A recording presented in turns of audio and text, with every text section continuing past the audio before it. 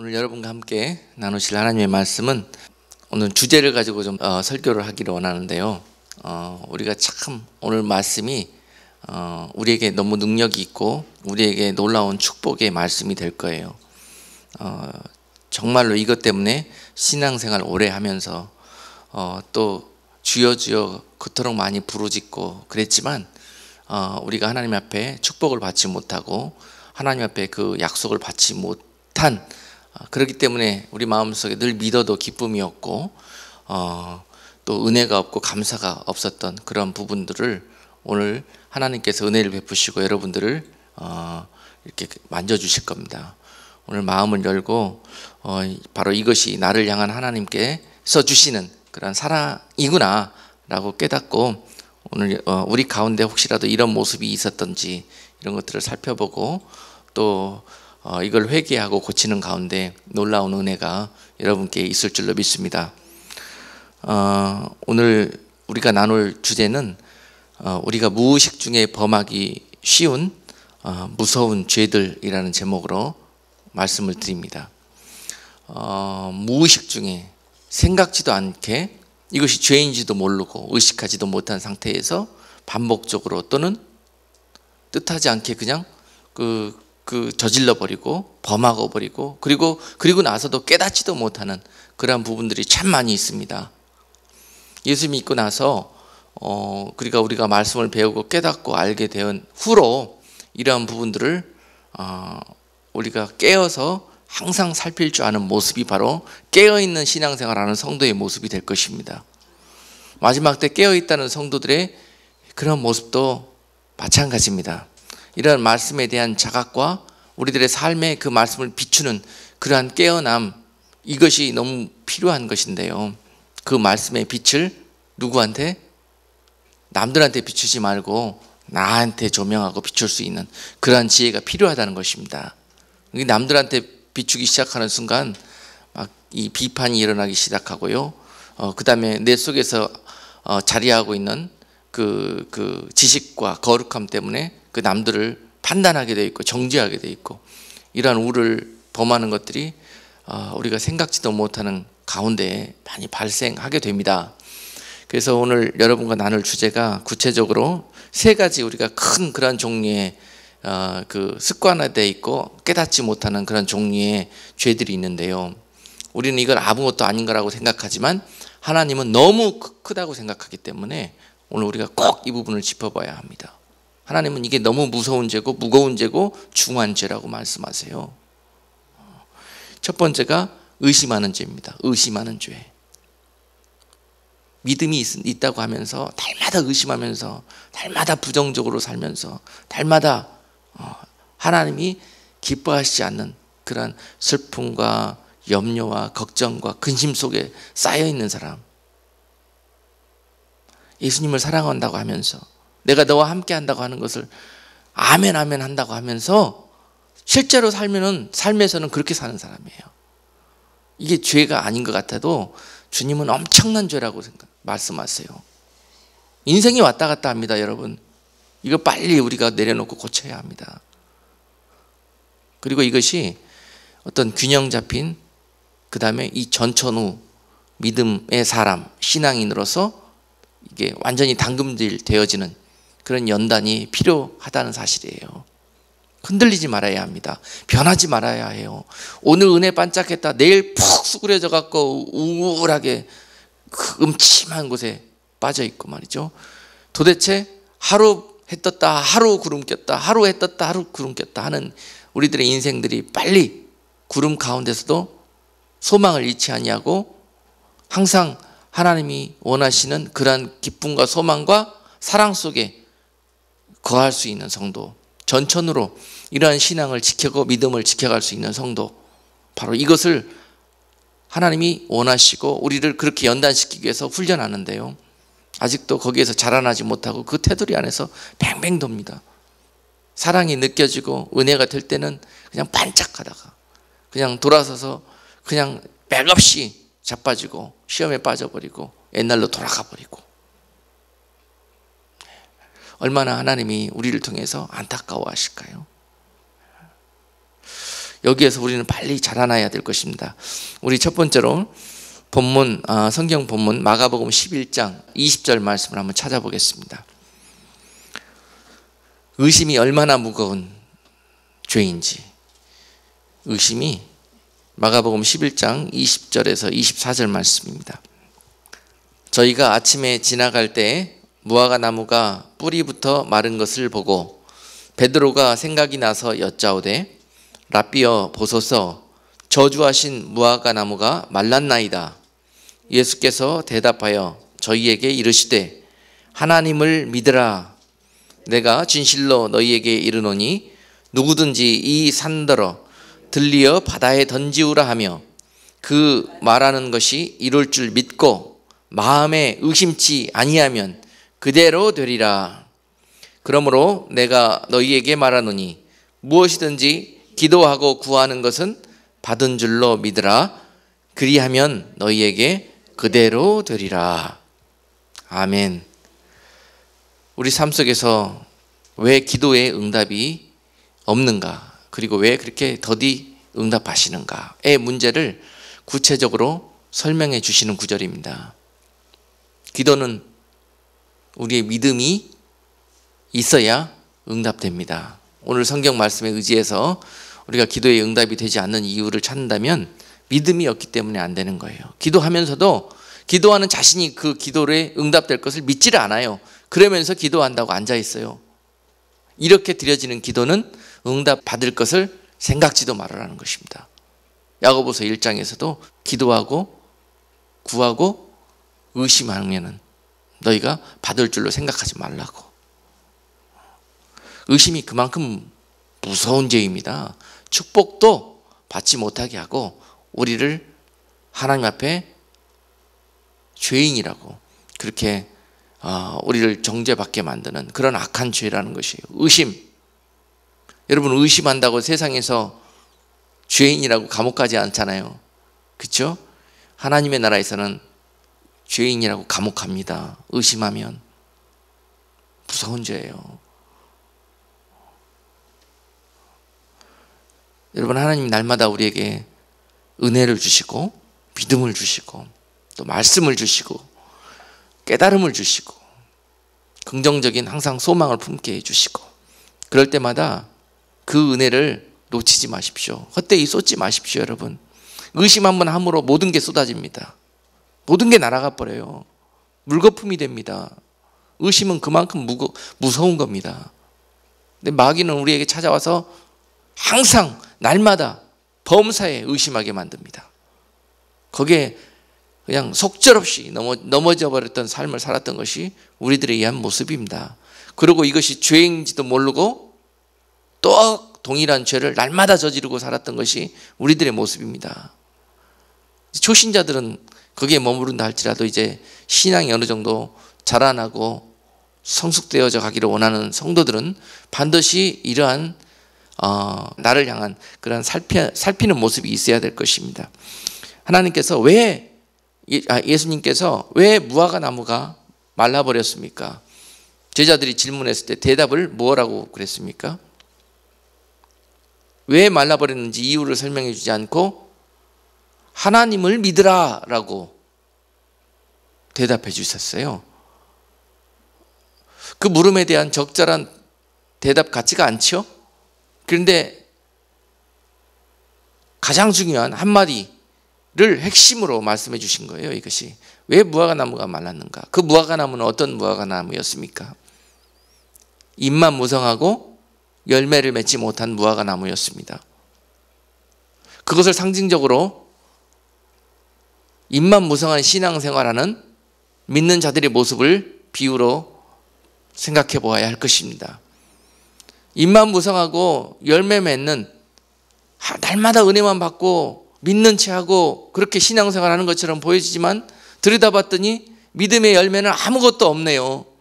날마다 의심하고 날마다 절망하고 날마다 걱정 짊어지고 살고 이런 모습, 그것이 바로 잎만 무성한 무화과 나무의 모습일 것입니다. 자, 그런 결국이 어떻게 되는가? 주님 오시는 날 찍히어져 불에 던지우는 것을 보게 하셨습니다. 그런 결말을 보게 하신 다음에 예수님께서 너희는 저와 같이 되지 말고 하나님을 믿으라. 믿음 있는 자들이 되어라. 잎사귀만 무성하지 말고 거기에 대한 합당한 열매를 맺는 자들이 되어져라. 너희가 하나님을 믿으라. 이 말씀은 바로 이 의미를 상징하고 있는 것입니다. 그런데 너희가 하나님을 믿는 모습이란 어떤 모습으로 나타나는가?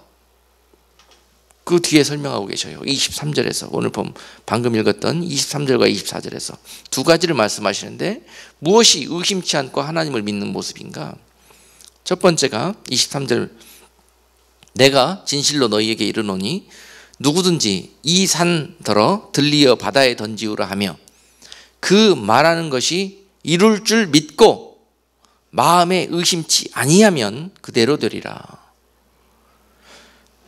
너무 중요한 말씀인데요. 그 말하는 것, 그 기도하는 것이 기도하는 자의 자세는 이루어질 줄 믿고, 근데 지금 이 기도하는 사람이 뭘 기도하고 있습니까? 이 산더러 들리어 바다에 던지우라고 기도하고 있어요. 말도 안 되는 기도를 하고 있잖아요. 그렇죠? 이것은 극단적인 예를 들어서 설명하시는 거예요. 너희가 아무리 말도 안 되는 것들을 하나님께 구한다 할지라도 하나님께서 너희에게 그 속 안에 있는 중심과 믿음이 중요하다는 것입니다. 너희가 말하는 것이 하나님은 중요한 게 아니에요. 모든 세상의 주제이시고 주관하시는 분께서 우리가 원하는 것, 그것은 아무런 문제가 되지 않습니다. 그것을 들어주고 안 들어주시고는 하나님의 능력에는 이것은 상관이 없는 거예요. 그러나 하나님이 우리와 상관이 있는 것은 뭐냐? 너희가 구할 때의 그 자세라는 것입니다. 그러니까 그것을 구하면서 너희 구하는 것을 믿고 그 다음에 뭘 해야 된다? 첫 번째로 의심치 아니하면 따라서 한번 해보십시다. 의심치 아니하면 무엇이든지 여러분 원하시고 구하시고 기도하시면서 그 다음에 놓치는 것이 뭐냐? 생각지도 않고 날마다 놓치는 것, 잃어버리는 것, 의심치 아니하면 그대로 되어질 것이다.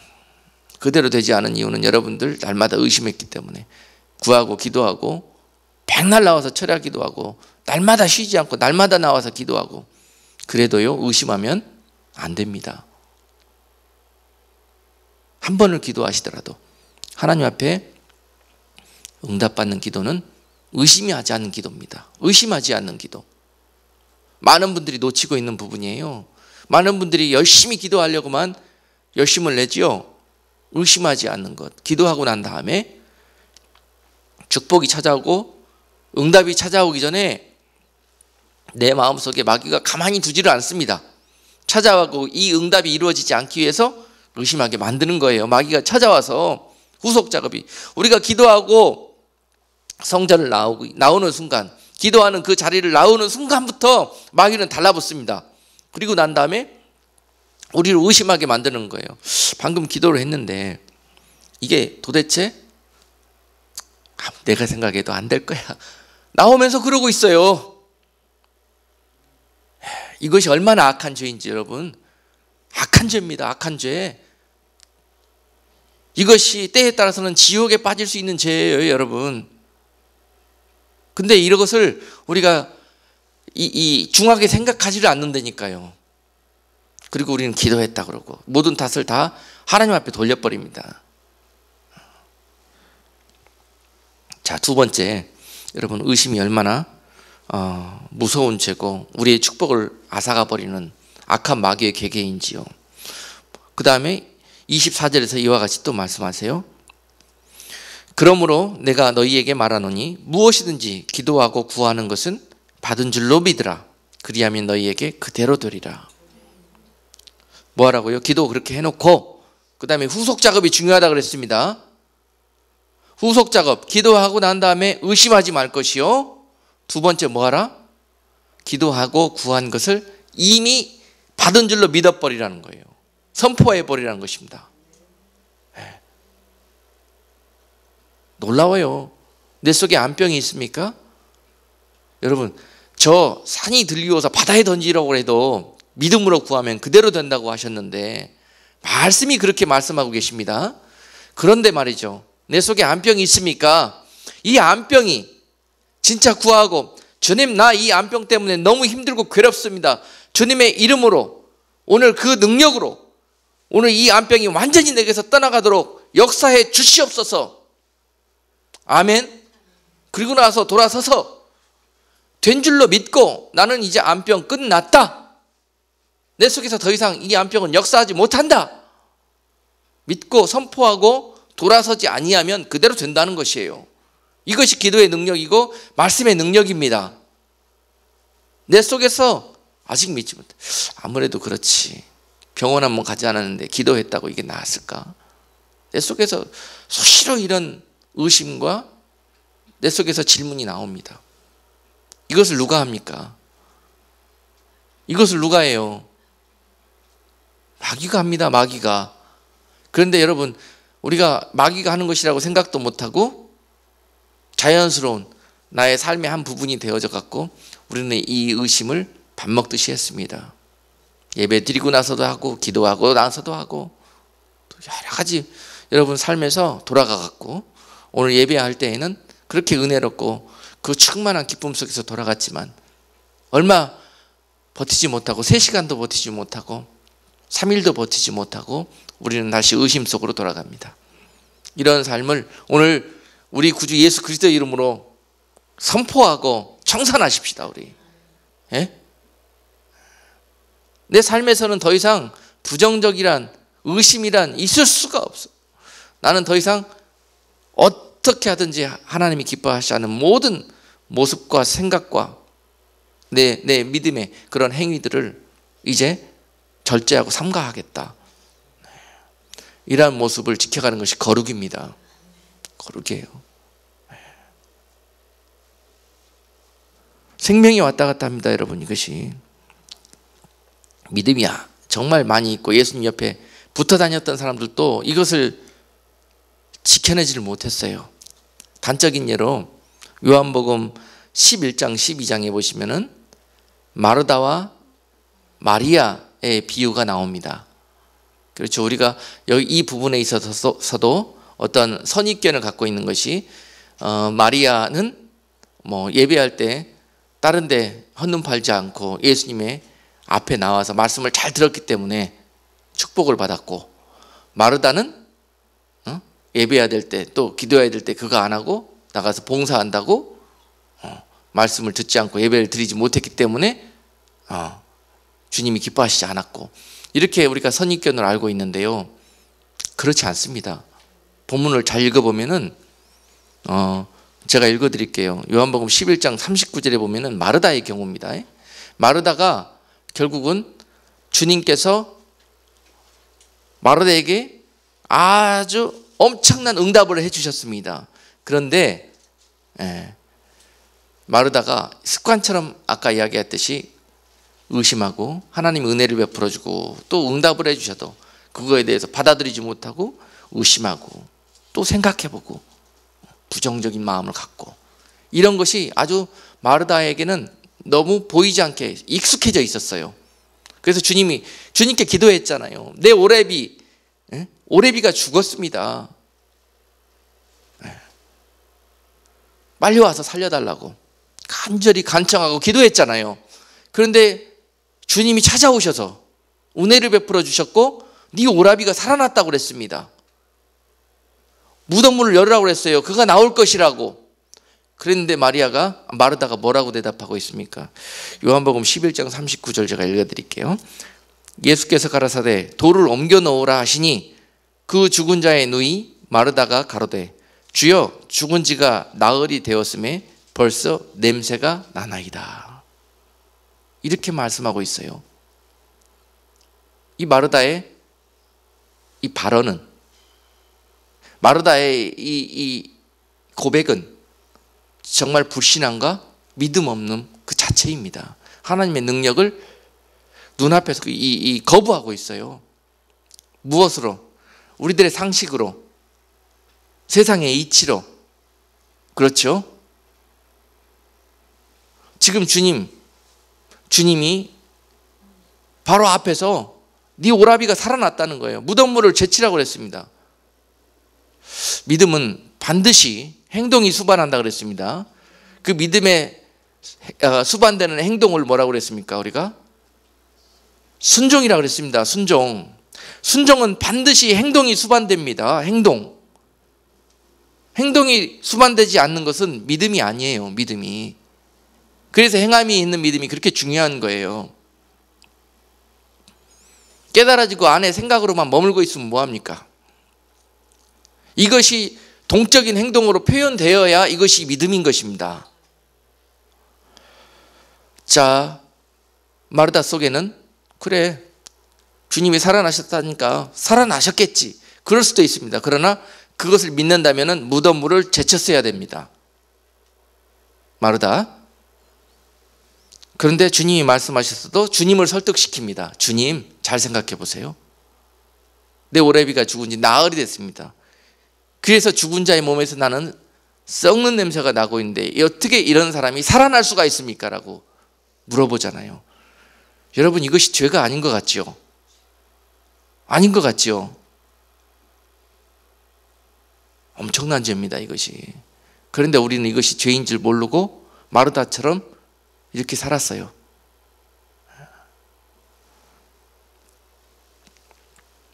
반면에 마리아는 주님 앞에, 여러분 잘 아시다시피 요한복음 12장 3절에서 이러한 모습을 드렸지요. 이러한 모습, 믿음의 모습입니다. 믿음의 모습이 어떻게 행동으로 나타났는지. 요한복음 12장 3절, 마리아는 지극히 비싼 향유 곧 순전한 나드 한 근을 가져다가 예수의 발에 붓고 자기 머리털로 그의 발을 씻으니 향유 냄새가 집에 가득하더라.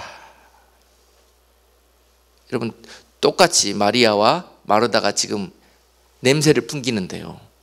냄새를 풍기잖아요. 근데 마르다 같은 보이지 않는 습관화된 의심 속에서 신앙생활했던 사람들은 그의 삶이, 믿음의 모습이 썩는 악취가 납니다. 기쁨도 없고 만족도 없고 예수 믿는다고 믿는 것이 너무 피곤합니다. 그냥 매일 주일날 그냥 교회에 끌려 나오다시피 나오고, 의무적으로 말이죠. 봉사 교회에 나와서 해야 되니까 그냥 내가 이 정도 책임자니까 인장 해야 되고 막 의무만 있고 기쁨은 하나도 없습니다. 은혜도 없어요. 이렇게 신앙생활을 했던 자가 마르다입니다. 마르다. 결국은 그가 어떤 짓을 범하였습니까? 주님이 말씀하셔도 정면에서 주님을 거역하고 설득시키려고 그러잖아요. 인간의 이성으로. 그렇죠? 이런 결국을 보입니다. 이런 신앙생활을 하는 자들은 결국 그러한 결국을 맞이하게 되는 거예요. 그러나 마리아는 그 당시에 인간적인 이성으로는 그 향후를 주님 앞에 드린다는 것은 헛되이 소비하는 거였습니다. 모든 사람들이 그 자리에서 그렇게 말하잖아요. 헛되이 그걸 소비했다고, 제자들까지도. 그러나 그의 믿음 속에는 그가 깨달은 것인지는 몰라도 성령이 인도해 주셨을 거예요. 그 속에서 남들이 다 헛되고 낭비한다고 생각했던 것, 쓸데없다고 생각했던 것을 믿음으로 붙들고 그것을 행동으로 표현하지 않습니까? 그의 모든 것이었습니다. 준비한 나드 한 옥합, 나드 향 한 옥합은 그 마리아에게 있어서 앞으로 장래의 그 소망을 의미하는 거였어요. 좋은 신랑감 만나갖고 결혼할 때 쓸 물건이었습니다. 평생을 예비했고 앞으로 평생을 보장해 주는 것이었습니다. 근데 그것을 주님께 부어드리잖아요. 엄청난 믿음의 고백이죠. 그것은 나는 이 순간 주님과 혼인하겠다는 표현이었을 것입니다. 나는 다른 남자들하고 결혼하지 아니하고 주님과 혼인하겠다는 그러한 표현으로 주님 앞에 그 혼인의 예물인 그 나드 향을 부어드렸을 거예요. 그 사랑과 그 믿음을 표현한 자가 마리아였습니다. 그것을 보시고 주님은 그 마리아를, 다른 사람이 다 어리석다고 그랬고 다른 사람들이 다 허비했다고 표현했지만 이 여인이 한 것을 앞으로 너희가 기억하고 기념하라고 그랬지 않습니까? 그 안에 있는 아름다운 믿음의 중심을 보았기 때문에 그렇습니다. 이것이 믿음입니다, 여러분. 그 믿음은 불순물이 빠져야 되는데 그 대부분의 불순물이 무엇로 채우고 있느냐? 의심으로 채우고 있어요. 의심. 제발 기도하고 의심하지 마십시오. 제발 한번 은혜 받고 의심하지 마십시오. 옛날로 돌아가지 마세요. 여기에 생명이 달려 있습니다. 왔다 갔다 합니다. 몸뚱아리 좀 아프고 몸뚱아리 좀 피곤한 거 뭐가 대수입니까? 내 영혼이 저주받게 돼 있는데요. 마귀가 와갖고 날마다 나를 잡아뜨립니다. 생각으로 찾아와가지고 네 생각을 지켜라. 무릇 생명이 이에서 날미라. 말씀을 헛되이 받지 마십시다. 우리 항상 주님 앞에서 흔들리지 않는 모습, 똑같은 동일한 모습을 드릴 수 있는 성숙된 성도들이 되기를 주님의 이름으로 축복합니다. 이런 분들이 바로 주님의 신부의 영성까지 자라나는 분들이에요. 주님은 아무나 하고 결혼하지 않습니다. 신부로 맞이하지 않습니다.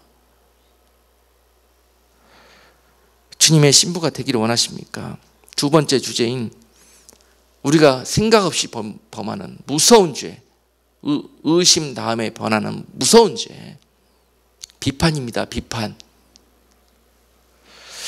아무 생각 없이라는 말이 전제가 자꾸 붙잖아요. 우리가 의식도 못하고 이게 죄라고도 생각지 않냐고 아무 생각 없이 날마다 저지르는 거예요. 아무 생각 없이 남을 비판하고 정죄하는 것이 얼마나 큰 죄인지. 다시 말씀을 우리 누가복음 6장 37절 말씀을 우리 찾아서 같이 한번 읽겠습니다. 비판하지 말라. 그리하면 너희가 비판을 받지 않을 것이요. 정죄하지 말라. 그리하면 너희가 정죄를 받지 않을 것이요. 용서하라. 그리하면 너희가 용서를 받을 것이요. 주님께서 놀라운 하늘나라의 비밀을 가르쳐 주고 계십니다. 비판, 정죄, 용서. 여러분, 비판하지 말라 그러셨고요. 그리하면 너희가 비판을 받지 않을 것이라고 그랬습니다. 자, 비판하면 누구에게 비판을 받는다고요? 누구에게 비판을 받을까요?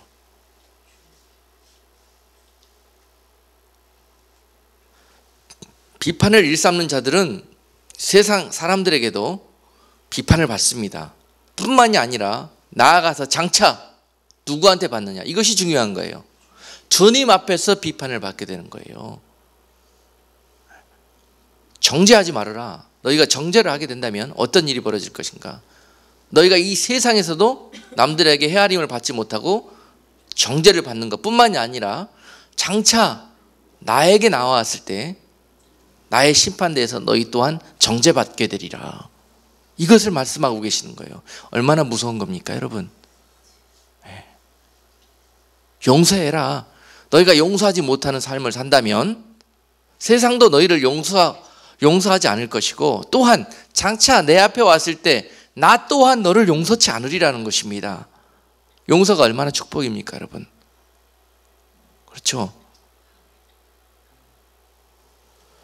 예. 그런데 우리는 이 비판, 정죄, 이것을 생각도 없이 밥 먹듯이 하면서 살고 있습니다. 결국은 이것이 왜 큰 죄가 되느냐? 비판과 정죄의 출처를 살펴보면은 이것이 얼마나 큰 죄인지를 알 수 있어요. 비판의 출처는 뭡니까? 왜 비판하게 됩니까, 우리가? 나는 옳다고 생각하기 때문에, 내가 옳고 다른 사람들이 틀렸다고 생각하기 때문에, 그래서 비판하는 거예요. 잣대가 누굽니까? 나예요, 나. 이게 바로 그러니까 교만죄가 되는 겁니다.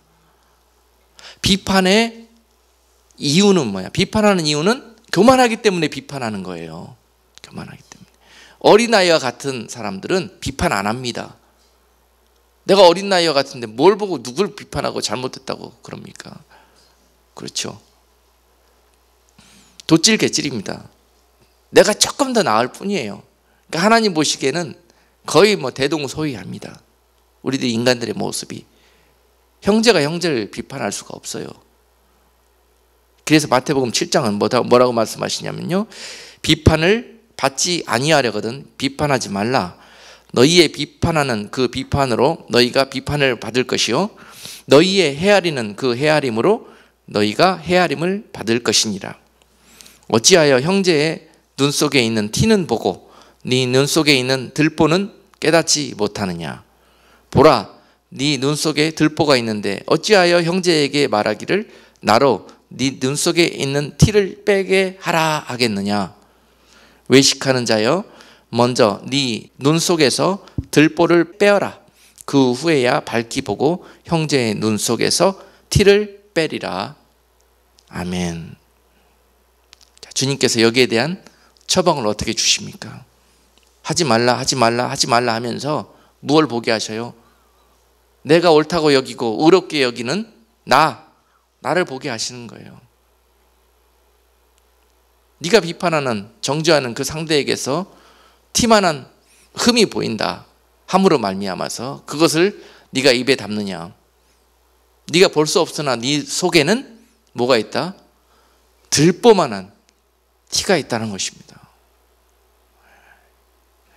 이것을 볼 수 있는 겸손이 우리 안에 있어야 할 것입니다. 겸손한 자는 비판할 수 없고 비판할 자격도 자기에게 없다고 생각합니다. 이것이 겸손이에요. 여러분, 겸손은 내 속에 있는 들보를 보기 시작할 때 내 속에 능력으로 자리하기 시작합니다. 그리고 이것을 잠깐 잊어버리고 이제 됐다 싶고 내가 좀 스스로 의로워졌다 생각하는 순간부터, 잘 들으십시오, 좀 깨달았다 생각하면 바로 이런 일들이 즉시로 벌어집니다. 그냥 뵈는 게 없습니다. 눈에. 마귀가 이것을 얼마나 우리를 속이는지요. 참 요새도 여러 가지 주변에서 일어나는 일들을 보면서 안타까운 일이 무엇이냐. 우리 주변에서 아주 어떤 지명도가 높은 사람, 어떤 한 사람을 실족하게 만듭니다. 마귀가 죄를 짓게 만들어요. 그리고 난 다음에 그 주변에 있는 많은 사람들이 그 실족한 형제를 보고, 이 대상이 입은 목사일 수도 있습니다.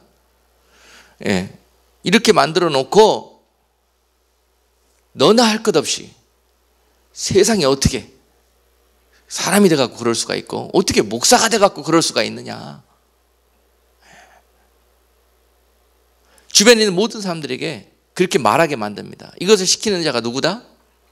마귀입니다. 그래서 마귀가 마지막 때 전술을 바꿔가지고요, 이제 맨투맨으로 지옥 끌고 가는 거, 이게 너무 급하니까 이제 때가 이제 단체로 끌고 가려고 작정을 했는데, 단체로 그냥 그 지옥의 그물을 던져가지고 그냥 끌고 갈 수 있는 그 키가 뭐냐? 이 비판입니다. 비판, 정죄. 그래서 한 사람을 죄짓게 만들어가지고 많은 사람들을 통해서 그 사람을 정죄하게 만들어요. 비판하고 정죄하게 만들어서 결국은 비판하고 정죄한 모든 사람들이 그 죄 가운데 다 연결이 됩니다. 똑같습니다. 그 죄를 지은 사람하고. 교만죄, 정죄까지 하게 되면은요, 아까 비판은 교만죄에서부터 출발한다 그랬죠. 근데 정죄는 어디에서부터 출발하느냐? 나아가서 어떤 결과를 초래하게 되느냐? 정죄하게 되면 살인하는 거하고 똑같습니다. 살인하는 거하고. 총으로 쏘고 칼로 찌르지는 않았지만 정죄해서 그 사랑하는 형제를, 주님이 사랑하는 그 형제를 주님이 정죄하고 죽이지 않았는데 네가 정죄해서 쓰러뜨리고 죽이고 자살하게 만들었으면요, 살인죄입니다. 살인죄. 무서운 겁니다. 인터넷에 단 댓글 한마디 그거 듣고 그거 보고 마음이 아파서 이겨내지 못하고 그 형제가 자살하게 됐다면 그건 살인죄입니다. 살인죄.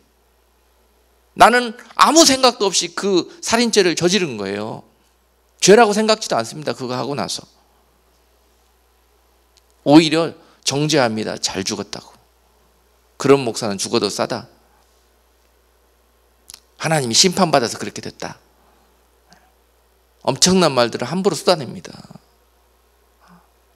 우리의 영역이 아닙니다, 여러분. 여기는 우리에 속한 것이 아니에요. 지혜가 자라나고 마지막 때에 신앙이 성숙이 되어져서 그리스도의 신부의 영성에 이르기를 원하는 자들은 너무 조심해야 되고, 이런 것 하나까지 철두철미하게 나를 절제하고 지켜낼 수 있는 그런 성도들이 그 영광의 자리에 갈 수 있는 것입니다. 마귀가 지금도 우리를 속여요, 여러분. 의심으로 속이고 이렇게 정죄하고 비판하고 판단하게 만들어서, 죄짓게 만들어서 우리를 속입니다. 오늘 말씀이 얼마나 능력 있는 말씀인지요. 우리에게 이것이 이 마지막 때 마귀의 공격을 이길 수 있는 그런 키인지 몰라요. 우리가 불신자나 또 타 종교 사람들이나 또 나보다 실력이 부족하고 능력이 부족한 사람들이나 믿음이 부족한 사람들, 이런 사람들을 볼 때 가져야 되는 우리들의 애티튜드, 마음 자세는 어떤 것이어야 되냐? 주님의 마음이어야 돼야 됩니다. 주님의 마음. 자, 로마서 14장에서 이렇게 사도 바울이 우리에게 이러한 마음을 가지라고 권면하고 있어요. 로마서 14장 1절 말씀이, 믿음이 연약한 자를 너희가 받되 그의 의심하는 바를 비판하지 말라. 믿음이 연약한 자를 너희가 받으라고 그랬습니다. 그의 의심하는 바를 비판하지 말라. 여러분, 나보다 좀 믿음 적다고 그걸 비판하지 말라는 것입니다. 나보다 좀 일 잘 못한다고, 나보다 좀 실력 없다고, 왜 너는 이렇게 쉬운 일도 그렇게 하냐고, 그렇게 못하냐고 비판하고 뭐라고 그러지 말라는 거예요. 받아주라는 것입니다. 너희가 받되 믿음이 연약한 자들을 사랑으로 세워나가는 것입니다.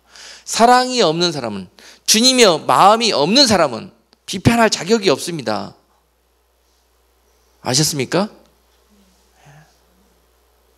사람의 생각으로, 사람의 잣대로 비판하고 하면은 나중에 정죄하고 죄가 되는 거예요. 이게 정말 그 영혼을 주님의 마음으로 품고 받고 사랑하는 마음으로 그에게 이게 비판한다고 하는 것이요, 그 받는 사람은 그것을 사랑의 마음으로 받습니다. 그래서 거기에 덫이 안 납니다. 그렇죠? 이와 같은 관계가 되어질 때, 준비가 되어졌을 때 그렇게 할 수 있는 거예요. 이것을 판단하고 하는 이런 것들을 하나님이 그래서 그런 마음을 주시고 그런 자들을 세우신 겁니다. 이 세상은 누군가 판단하고 이렇게 인도하고 갈 수 있는 시스템이 필요하지 않습니까? 그래서 하나님이 그러한 그릇으로 그를 죽도록 훈련시킨 다음에 주님의 마음을 주셔서 그 판단하는 자들로 세우시는 거예요. 하나님께서 가나안 땅의 사사기 시대 때 이루고자 하셨던 시스템이 바로 그것이었습니다. 그런데 받는 자나 또 다스리는 자나 이런 것들을 주님의 마음을 잘 헤아리지를 못해서 사사기 시대가 그처럼 참 너무 그 믿음 없는 모습으로 결국은 그들이 하나님의 마음을 너무 아프게 했죠. 자, 여러분, 그래서 이 비판하고 정죄하는 것, 이것이 얼마나 우리를 하나님과 가로막고 하나님께 나중에 엄청난 그 책망을 받을 수 있는 그런 죄라는 거, 이제 오늘 이 시간 깨닫고 철저하게 우리의 입술을 지키십시다. 사랑하는 말, 또 축복하는 말, 또 그리고 그에게 소망을 주는 그러한 말. 마찬가지예요. 불신자나 타 종교나 이런 것들도 여러분들이 딱 자르고 나는 철저하게 거리를 두고 그냥 그들과 배척하고 가야 되겠다. 이것이 주님이 원하시는 것이 결코 아니라고 생각합니다. 인터랙션을 가지면서 그들에게 주님의 사랑과 은혜와 말씀으로 빛을 비출 수 있는 자가 되어야 돼요. 물론 이것이 아직 안 되는 경우에는 어느 정도 거리를 두는 것이 지혜라고 생각하지만, 이제 신앙이 자라나고 이제 주님의 제자의 그런 단계로 여러분들이 그 삶을 살기를 원하신다면 가서 이제 일어나 빛을 비춰야 되실 거 아닙니까? 담 쌓는다고 잘하는 것이 아닙니다. 그런 사람들에게는. 자, 세 번째 주제인 우리가 가장 무의식 중에 범하기 쉬운 죄들 가운데 부분적으로 우리가 알지도 못하면서 순종한다고 하면서 불순종하는 것들이 너무 많습니다. 그런데 이 불순종을 하면서 내 속에서 은밀하게 내 영이 알잖아요, 이거를. 그러면서 거기에다가 미화를 시켜요. 뭐라고 미화시키냐면은 하나님을 위해서 하나님과 예수님의 이름을 거기다 꼭 갖다 붙입니다. 근데 따지고 보면 그것이 하나님과 예수님의 말씀의 그 뜻의 정면으로 불순종한 거예요. 이런 것들이 너무 많아요. 몰라서 그렇지 너무 많습니다. 자, 이제 자라나게 된다면 이런 모습이 자라나야 될 것입니다. 예를 들어서 여러분 보십시다. 참 우스운 예인데요. 지난 목회 시간들 동안에 제가 직접 경험하면서 안타깝게 느꼈던 부분들이 많아요. 이제 신방 예배 이런 것들 하면서 느꼈던 건데요. 어떤 분들은 사업을 처음 시작하시면서 그 사업장에 이제 목회자를 초청해서 예배를 드리고 그 사업을 시작하려고, 의도는 참 좋지 않습니까? 그렇죠? 그렇게 해서 초청해서 신방 예배를 요청을 합니다. 그리고 나서 이제 예배를 드리고 갔다 오면서 속으로 느껴지는 것이 이런 부분들이 마음에 많이 걸렸어요. 도대체 이 예배를 왜 하는 것이냐? 이 예배를 왜 했던 것이냐? 원했던 것이냐? 과연 이것이 하나님께 영광이 되기 위해서 한 것이냐? 아니면은 이분이 예수를 몰랐을 때 저 어디 우상단지한테 가서 축복받게 해달라고, 잘되게 해달라고 빌던 것을 단지 예수 믿고 난 다음에 그 대상만 바뀌어져서 예수 이름으로 그 행위를 하고 온 것이냐? 이것이 혼돈될 때가 참 많았어요. 제가 무슨 말씀하시는지 좀 이해가 되십니까? 여기에 분명히 예수님의 이름이 들어갔어요. 하나님께 드려지는 예배가 들어가 있습니다. 그런데도 개운치가 않아요. 중심 문제입니다. 중심 문제. 너무 중요한 건데 지금 예수 믿는 자들이 생각지도 않고 이런 죄에 빠져들고 있다는 사실입니다. 어떤 분들은 내가 이거 어떤 프로퍼티를 사야 되는데, 이 사업을 하기 위해서 어떤 건물을 사고 어떤 땅을 사고 해야 되는데 꼭 그런 일이 있으면 목사님 부르러 와요. 가서 같이 좀 봐달라고. 그래서 바빠 죽겠는데 또 한두 시간 또 차 타고 또 안 가면 시험 드니까 같이 가서 기도로 받기 원하니까 가서 또 기도하고 물어봐요. 사야 됩니까? 말아야 됩니까? 참 골치 아픈 문제입니다, 이게. 지금 기독교인들의 이 믿음 생활에서 참 골치 아프고 하나님이 기뻐하시지 않는 문제입니다. 이게 부분이에요. 거기서 사라 그랬으면 나중에 잘 안 되면 목사님이 사라 그래가지고 망했다고 그럴 것이고, 안 사지 말라 그랬으면 또 뭐라 그러겠습니까? 누가 안 사가지고, 누가 샀는데 그냥 그거 사가지고 그냥 재벌됐다고 그러면서, 그때 그냥 목사님이 영빨이 없어가지고 그걸 그냥 제대로 몰라가지고 그냥 그랬다고.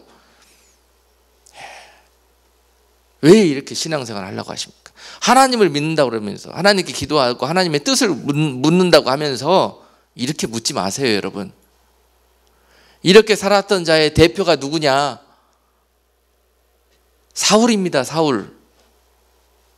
사울이 사사건건 하나님의 이름을 갖다 붙이면서 이런 목적을 가지고 하나님을 갖다가 붙였어요. 그렇죠? 이스라엘 백성이 이렇게 하나님을 믿었습니다. 이스라엘 백성이 전쟁을 만나 브레셋과 위험에 빠지니까, 그리고 한번 싸워보고 엄청나게 얻어 터졌습니다. 4,000명이 죽어버렸고 도저히 승산이 없으니까 어떻게 했다? 그때부터 장로라는 사람들이 회의한다고 모여가지고 어떻게 하자? 실로에 계시는 언약궤를 전쟁터로 들고 와라 그랬습니다. 근데 이것을 또 좋다고 실로를 지키고 있던 제사장 누구였죠? 엘리 제사장이 그럼 그렇게 해라 그러고 언약궤를 내줬네요. 언약궤가 나오자마자 이스라엘 그 군대는 이제 전쟁에 이겼다고 생각했는데 웬걸요? 두 번째 다시 붙었는데 완패했습니다. 완패했을 뿐만이 아니라 누구요? 엘리의 두 아들이 그 전쟁에서 죽어버렸고 또한 이 소식을 들은 엘리 제사장도 죽어버렸습니다. 하나님의 언약궤가 전쟁터에 나갔는데 왜 그렇게 됐어요? 왜 그들이 그렇게 참패하게 됐습니까? 여호와의 이름으로 기치를 들고 나갔는데 그들이 하나님을 의지해서 싸운다고 그렇게 한 겁니다. 그런데 그것이 하나님을 의지해서 싸운 겁니까? 하나님을 높이기 위해서 그렇게 싸운 겁니까? 해보다 안 되니까 인간적인 방법으로 하나님을 이용한 거 아닙니까? 이러면 안 된다는 거예요. 이러면 안 된다는 거예요. 다 망합니다. 다 망하면 제사장도 죽고 백성도 죽고 망하는 거예요. 이거는. 그러나 언약궤를 앞세우고 전쟁에 나갔을 때 이겼던 적도 있습니다. 언제? 하나님이 그렇게 하라고 했을 때 순종하면은 거기에 하나님의 영광이 나타나는 겁니다. 아멘. 하나님이 그렇게 하라고 하면 여호수아의 군대가 여호수아 3장에서 가나안으로 들어가기 전에 요단강을 건널 때 맹렬한 두려움과 어려움이 눈앞에 장애물로 있을 때 그것을 건너가기 위해서 어떻게 했습니까? 기도했을 때 하나님이 그들에게 명령합니다. 너희들은 제사장과 언약궤를 앞세워서 그 강을 건너라고 그럽니다. 그랬을 때 그들이 순종해서 제사장이 언약궤를 메고 그 강에 발을 들여놓을 때 바로 요단강이 갈라졌습니다. 그리고 마른 땅으로 그 백성이 걸어갈 수가 있게 되었던 거예요.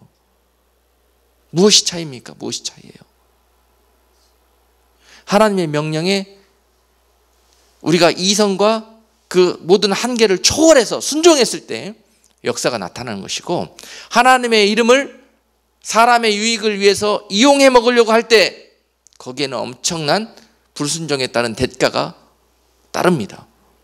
이것을 우리는 성경에서 배워야 되는데 예수 잘 믿는다고 하는 사람들이 이 죄를 생각지도 않고 저지릅니다. 여러분 죽지 않는 것이 다행이라고 생각하세요. 초신자들은 죽이지 않습니다. 그러나 여러분 잘 믿는다고 하는 그런 중직자들과 사명 맡은 자들이 이렇게 하나님을 섬기려고 하면 죽습니다. 이것이 얼마나 큰 죄인지. 세상 사람들이 이렇게 산다고 죄라고 하지 않습니다. 그러나 하나님의 나라에서는 이것이 우리의 축복과 영생을 빼앗아가는 엄청난 죄라는 거, 마귀의 전략이라는 거 오늘 명백히 드러났으니까요.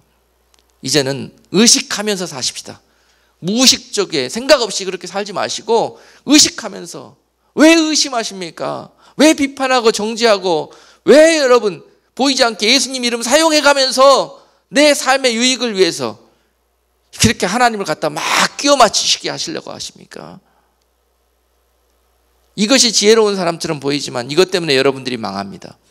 이것들이 여러분들에게 지금 신앙생활 아무리 하면서도 신앙생활 가운데 기쁨도 없고 감사도 없고 은혜를 지키지 못하는 그러한 이유인 것입니다.